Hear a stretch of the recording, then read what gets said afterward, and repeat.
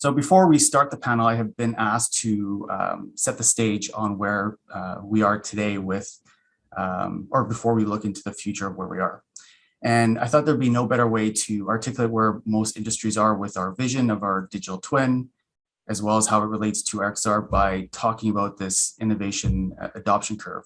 But more specifically, I would say crossing the chasm. And I think majority of the people are aware of what this innovation curve is, which continues to hold true for the adoption of any technology. And this is where the adoption of technology follows a bell curve where you have a small subset of innovators and early adopters, about 15% that adopt the technology relatively early. Then you have a gap or a chasm that very few organizations and companies and people adopt the technology. Then after a bit of time, you get your early majority and therefore, or then your late majority, and then finally your laggards. And with all the great successes that we hear and read about, we shouldn't really interpret them as a representation for our industry as a whole.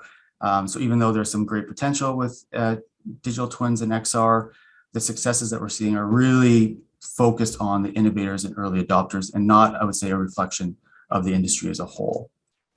So today, majority of the industries and definitely shipbuilding is at a point that's trying to cross this chasm where we know the technology is ready for the industry. There's some really good examples that we've seen throughout the day that actually are used in a production environment where majority of the risk and knowledge have been taken from these innovators and early adopters, but there's a lot that we can learn from them to cross this chasm.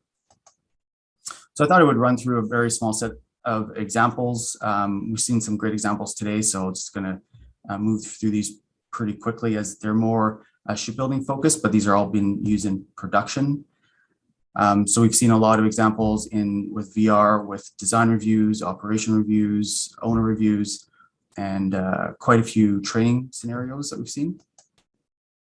Newport News has some great examples of their custom-built AR solution. And in this example, they're using an iPad to visualize a pipe installation on a plate before assembly starts.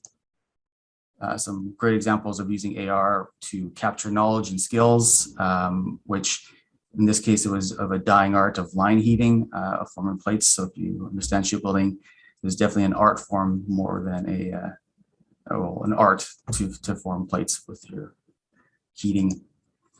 So many great examples of using AR for build verification, which is used in production. I believe this one's on a 30-meter security vessel.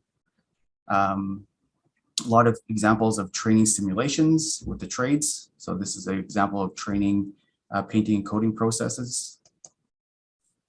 Jennifer provided some good information on the Hollow Ship Initiative. Some good examples of the cognitive start.